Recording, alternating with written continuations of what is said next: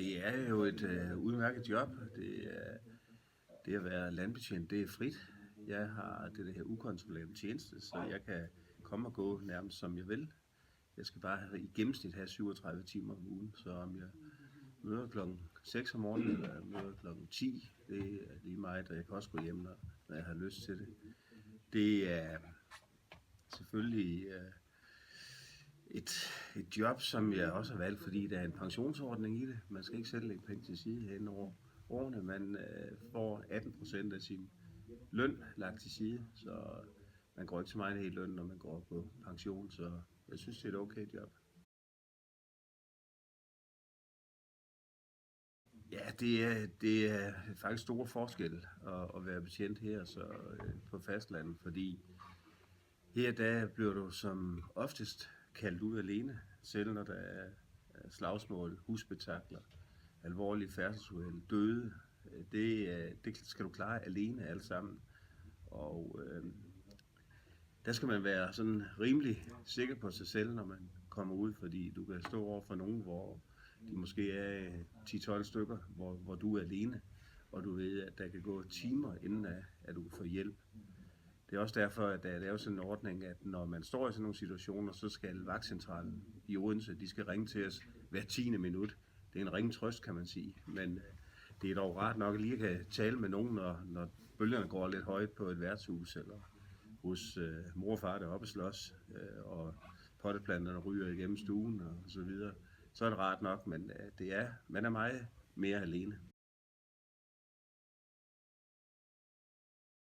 Altså, da jeg startede for rigtig mange år siden, der startede jeg på politiskolen i København, ude på Amager på Artillerivej, hvor vi havde 9 måneder skolegang, og der var ligesom sådan nogle stopprøver hen ad vejen.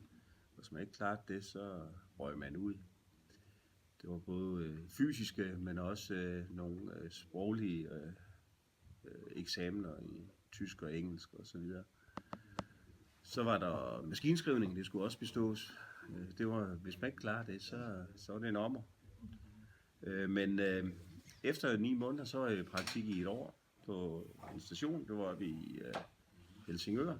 Det var en af omegnsstationerne. Og så var jeg på skole igen i 9 måneder. Og der sluttede man så med eksamen. Også med fysisk eksamen, løb, og det var det hele en bronzecirkelprøve. Det kender man inden for forsvaret også.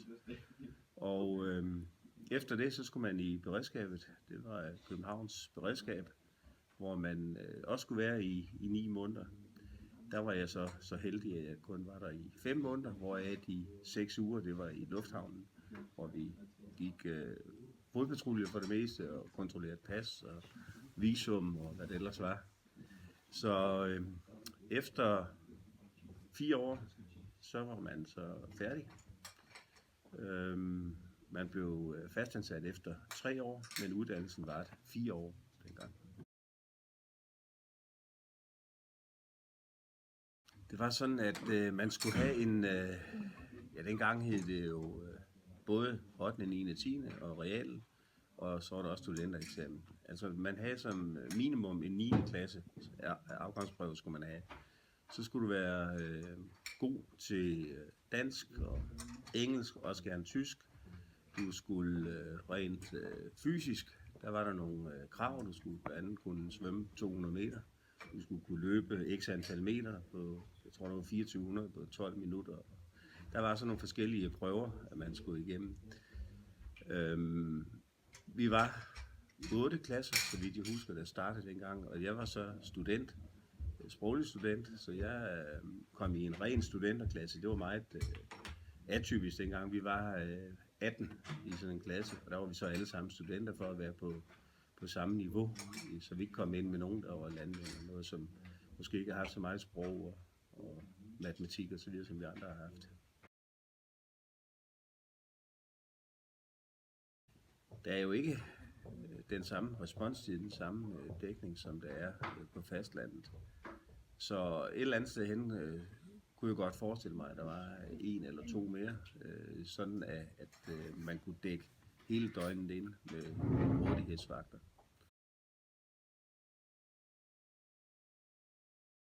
Ja, Det er der. Specielt et sted som Ærø i et lille lokalsamfund, hvor vi kender hinanden meget godt alle sammen. Og derfor har jeg da også haft brug, eller det er blevet beordret til at skulle tale med krisepsykolog efter nogle hændelser, der har været på øen. Det har jeg aldrig prøvet før jeg kom til Ærø, men når man nogle gange kender folk privat, og man skal fortælle om død og ulykke, så ligger der selvfølgelig et psykisk pres på den, der skal formidle sådan en trist sag. Jeg har mange billeder på nethinden, det kan ikke undgås, men det er selvfølgelig altid sådan nogle triste og tragiske, men der er nok specielt en, som jeg aldrig glemmer. Det var en lille pige, der ulykkeligvis blev hængt. En lille pige, som gik i børnehave, og hvis der var 6 børn eller derunder ude på legepladsen, så behøvede pædagogerne ikke være på legepladsen. Så kunne de bare sidde inde og kigge ud en gang imellem. Og det var en kold vinterdag, ligesom i dag, hvor hun havde flyverdragt på, og så havde hun halserklæde rundt om, hætten op, og så var der sådan et klatretårn, og der er sådan nogle brædder på tværs, og der skulle hun så, ville hun ud under. Men så fordi hun havde halserklæde på, så blev hun hængende. Og så gik der næsten en halv time, inden de opdagede, at hun hang der. Lille pige på 3 år.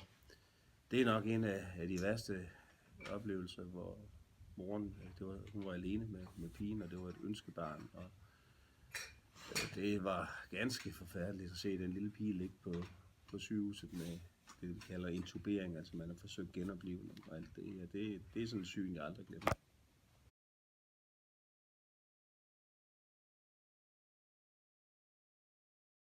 Dengang, det er en hændelse, der ligger jo helt tilbage til min tid i Helsingør, så det ligger over 30 år tilbage. Dengang havde vi ikke mulighed, der blev vi aldrig nogensinde tilbudt krisepsykolog, men der talte man med hinanden om det. Og jeg har den dag i dag kontakt med den kollega, jeg var ude sammen med, og vi talte selvfølgelig meget om det, og det er nok det bedste, at man gør.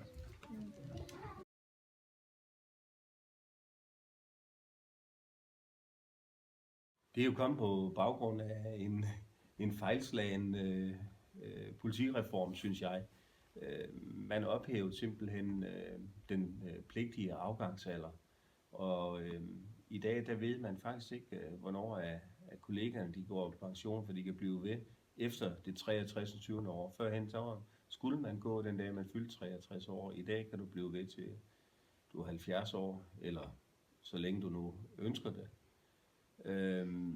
Og når man så laver den om til 2 år, så er det klart, at så får man ikke så meget med, som hvis man havde 3 år, det siger sig selv. Men det er så blevet 2 år, fordi at man er faktisk 600 politifolk færre, end da jeg blev ansat. Og det er bestemt ikke blevet færre opgaver. Så et eller andet sted hen synes jeg jo, at det her det vidner om, at nu skal man hurtigt have nogen igennem. Og det vil så komme til at gå ud over kredsene, som får ansat de her politifolk efterfølgende, fordi der vil givetvis blive noget efteruddannelse. Så vil man savne dem i politikredsen, fordi de så skal på kursus og skoleophold igen.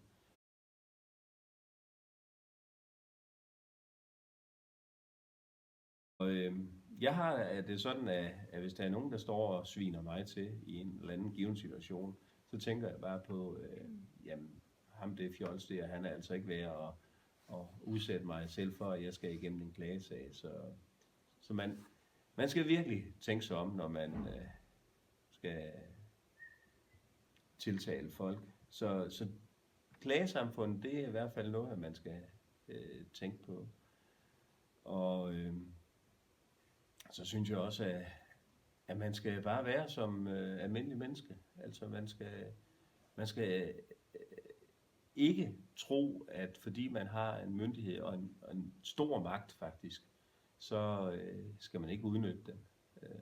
Man skal være den, man altid har været, og sund fornuft, og lade være med at udnytte det. Og heldigvis finder systemet ud af, at dem har man ikke brug for, og de bliver siget fra, som oftest under det første eller andet skoleophold.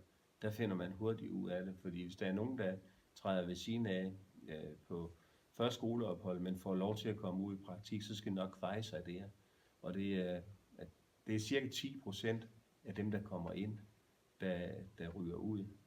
Det er sådan i dag, at det er kun 10% af ansøgere, der kommer ind til politiet, og af de 10%, der kommer ind, der ryger der 10 ud. Det bliver simpelthen fyret, fordi de ikke findes egnet til det. Så man skal tænke sig om, bruge sin sunde fornuft.